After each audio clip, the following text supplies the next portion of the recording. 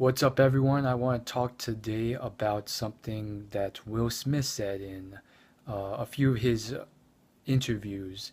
And you can search it on YouTube, and it's the most inspiring thing ever.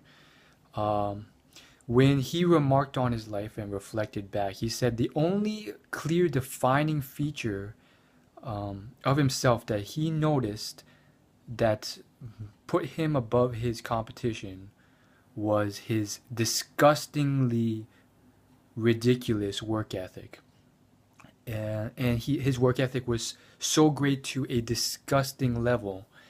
And he said that it wasn't any other trait. It wasn't how good looking he was, or how sexy he was, or how strong he was. In fact, what he actually said was, you could be more good looking than me, more sexy than me, more handsome, more stronger than me, more muscular, anything. But if you and I get on a treadmill, you're getting off first, or I'm gonna die. That's it. Period. It's that simple. And what he means by this is he has a very disgusting work ethic to the point where he will not quit. He actually also said that um, if you take a lunch break, I'll be working. If you go to sleep, if you go home to rest, I'll be working. And this sort of disgusting work ethic put him on top. When I reflect on my knowledge of science and evolution, it oftentimes comes down to some advantage based on the environment um, that puts a specific species on top, or specific genotype of a species on top, which allows that specific genotype to proliferate because of its advantage in that environment. Um, and oftentimes it can be stuff that doesn't require much of anything. Um, but when I look at Will Smith, I can see that his advantage was his work ethic, not how good looking he was, not how funny he was. Um, I feel like certain stuff like comedic humor, although there's a bit of talent involved, it can be worked on, and it's very similar to what Arnold Schwarzenegger said. Again, these videos can be found on YouTube if you search something like Arnold Schwarzenegger motivational video. Um, I think it was motivational keys to success or something like that. He said something very similar. He said that when he became, I think it's called Mr. Universe, for like 10 times in a row, he realized that his competitors had, and I quote, he said something like, they can have the same body type as me, the same muscular structure, the exact same genetics, and exact same body structure and muscles. And again, I'm paraphrasing here, but the one distinction that I've observed that I have over them is not in the body, but in the mind. And again, I'm paraphrasing. It's quite different from what he actually said verbatim, but the general idea is the same. And he was remarking on how oftentimes he would come across competitors who were very similar in muscular structure, everything, and it is what his mind that put him through, his thinking process and his work ethic and his um, plenty of stuff. But he just vaguely, generically said, it's in the mind.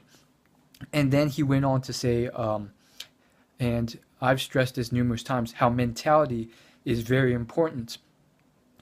And he said when he started coaching young fitness bodybuilders after he had won all these titles, he said that um, when he asked these little children, or they weren't children, they were like young adults, when he asked them, why do you want to do this? Why do you want to uh, win this title?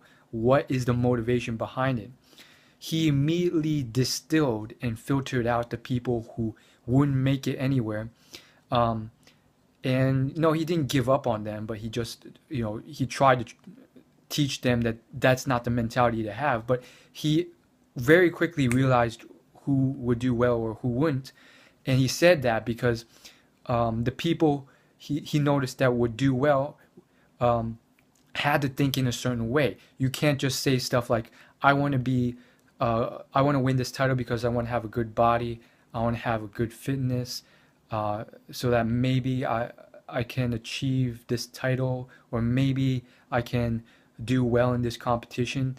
And his whole idea was that no, that's if you're gonna have that mentality, um, you're gonna be a loser. And it's kind of a harsh thing to say, but that's what he said. And he said instead that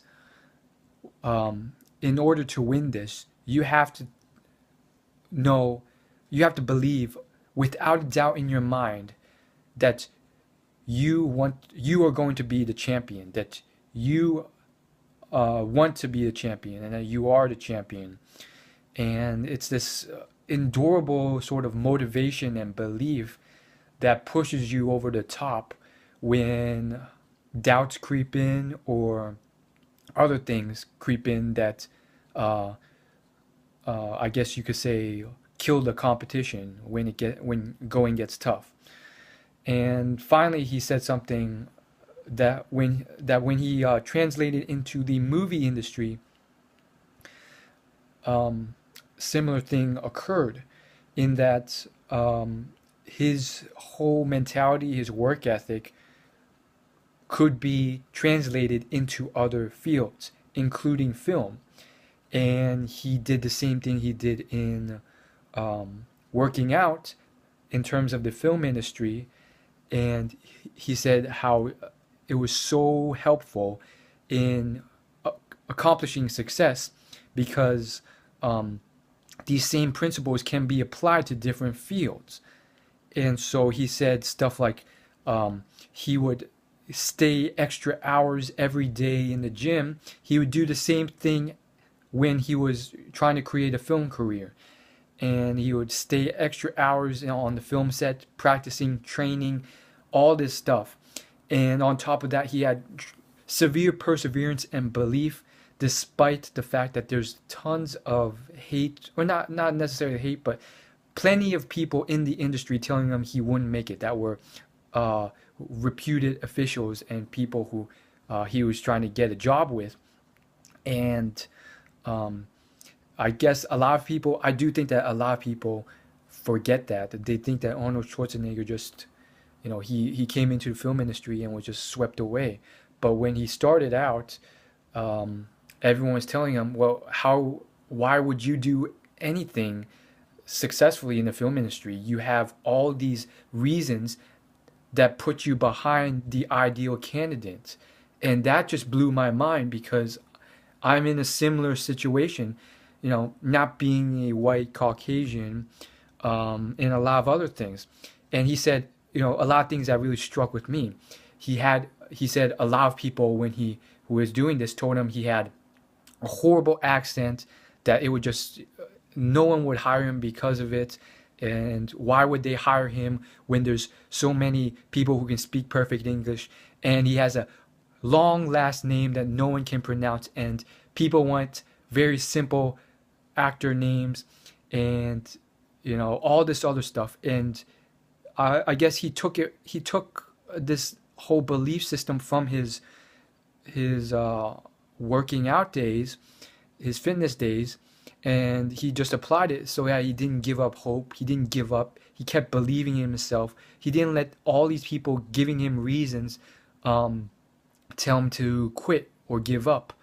And he persevered and got through it despite everyone, even probably people he respected, telling him, "You're never gonna make it. You have a weird last name. You're not from America. Um, you're a foreigner. You're not. You have a horrible accent. It's never gonna work." It's gonna be the same sort of thing, to a degree, of course, with many other people. Asian American race, obviously, being another big one, but anything else. It can be applied to whatever you are: female, white, sexuality, gender, ethnicity, whatever. And so that's all I really want to say in a nutshell. If you like this video, like, favorite, comment, subscribe. I will see you in my next video. If I remember, I will link the videos I talk about in the description. Otherwise, you can search them on YouTube. They're easy to find. Some awesome people, there's always awesome people on the internet, made these compilations and then they just uploaded them. There's plenty, from Will Smith, Jim Carrey, Arnold Schwarzenegger, and I recommend watching all those. So that's everything in a nutshell. And oh yes, one last thing.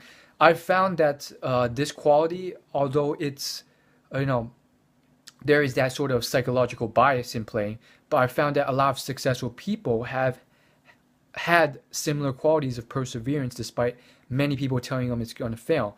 And the psychological bias comes in the fact of survivorship bias, in that you saying, oh well, look at all these people, they kept trying, and despite all this perseverance and everything, they succeeded, so that means we should all go out and do it.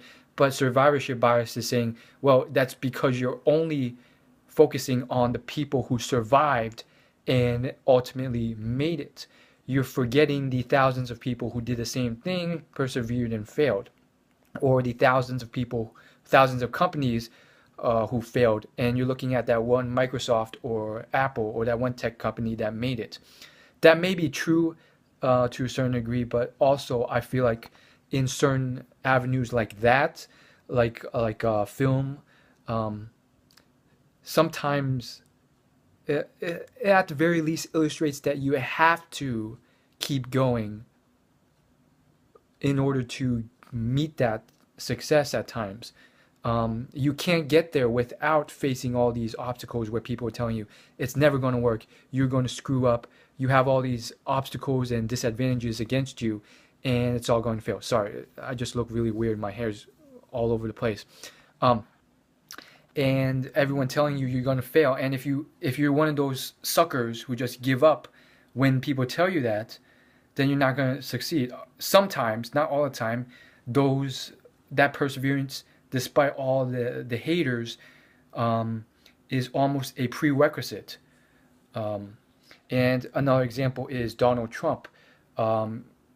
He had inherited wealth, but he also, went into billions of dollars of debt at one point. And in addition to that, his real fame for the masses and his success in television with the Apprentice shows came later.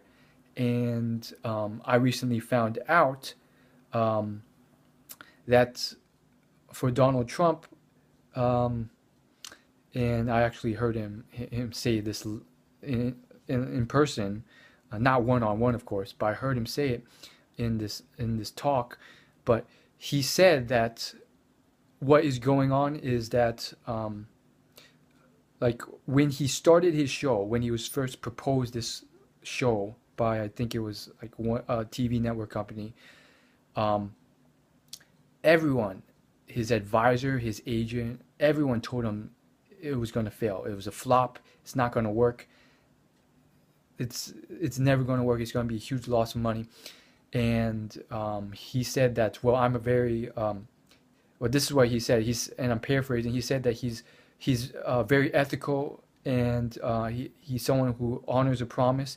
And he had already shaken hands with the people of the TV company, telling them that he would do the show, and he was not going to back down on his word.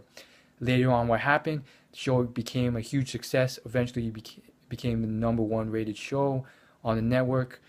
And then his agent came in and said all this stuff like, "Oh, you should give me a lot of compensation for helping you get on the show, and I demand at least a few $1 million for this," and all this stuff. And Donald said, "Well, when I did this, weren't you completely against me? Didn't you tell me it was going to be a huge flop, and now you're asking me for money, acting like you helped?" And then he said, "You're fired," because this agent was trying to get money out of him. So that's the sort of stuff that can happen. And uh, you know, I guess another big lesson is to have a decent memory and like keep track of who the heck was doing you right and who the heck was doing you wrong when you were starting out or times were tough or the future wasn't clear. As always, like, favorite, comment, subscribe. Thank you guys for watching.